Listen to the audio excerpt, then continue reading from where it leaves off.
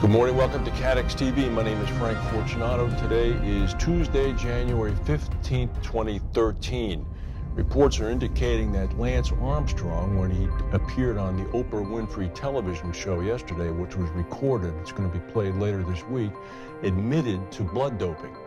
It's not known what the effects of this will be on the endorsement deals, but there was also a corresponding report that the United States government might in fact join as a plaintiff with the other companies that are suing Armstrong to get their money back from endorsements. You may recall that at least during one of the years in which Armstrong won the Tour de France, he rode with the U.S. Postal Service team. The government will be suing wearing that hat. Public anger in China is intensifying over the level of air pollution in Beijing. The level of air pollution now is unreal. It's actually at a level of 993 micrograms per cubic meter. It's 40 times the World Health Organization's safe limit. Beijing authorities said that the readings for particles small enough to deeply penetrate the lungs are literally off the charts.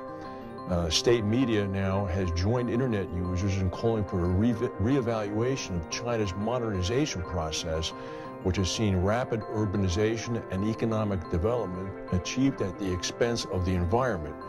Experts quoted by the state media blamed low winds for the phenomenon in Beijing, saying fog had mixed with pollutants from vehicles and factories and been trapped by mountains north and west of Beijing. The situation was so bad in Beijing that a factory fire near the city raged out of control unnoticed for hours yesterday, for 3 hours, until local residents were able to determine that in fact it was not the smog, but it was a furniture factory that was on fire. Once the local residents called the alarm in, it took 10 hours to extinguish the flames. The CEO and president of Hartford Financial Services, Liam McGee, has returned to work yesterday. This is apparently after having had successful surgery to remove a small brain tumor. Mr. McGee had shown no previous symptoms, and post-surgical tests confirmed that the tumor has been completely removed. Nevertheless, in an abundance of caution, Mr. McGee said that he is embarking on a low-dose chemotherapy and radiation treatment. He had told Hartford employees about the tumor in a letter on January 11th. He joined the company in September of '09.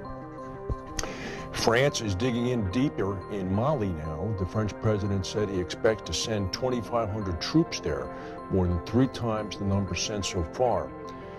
French President Francois Hollande said earlier today that they continue to intend to build up the force to be able to station a reserve in the central part of the country where they will be able to carry out operations both to the north and the south.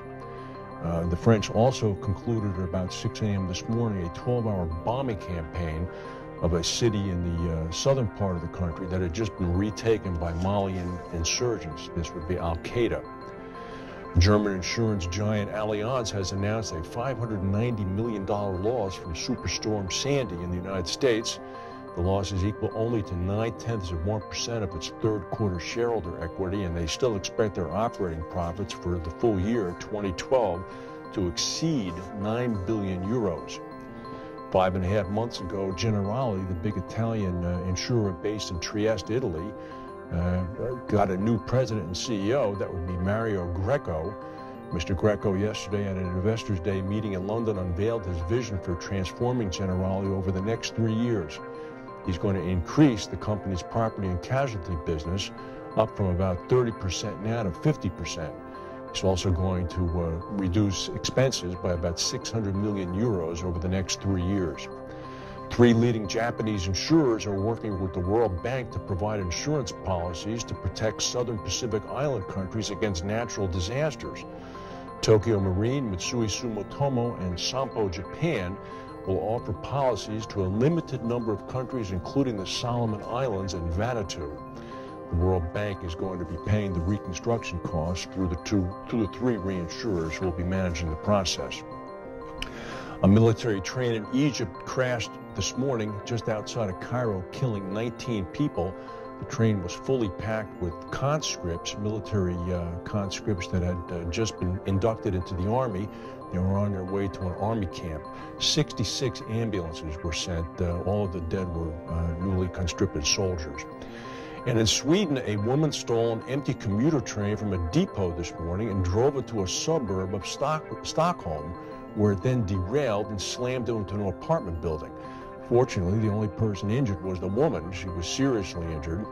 According to the Stockholm police, she stole the 4-car train at a depot outside of the Swedish capital, drove it for about a mile, and then at that point, the train jumped the tracks where it skidded for about 30 yards until it crashed into a 3-story building. Photographs from the scene show the train crumpled and buried deeply inside the apartment building.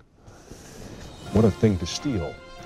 That's the news for today. Everybody, breaking news. We'll come back and tell you. Thank you for watching, and we'll see you tomorrow.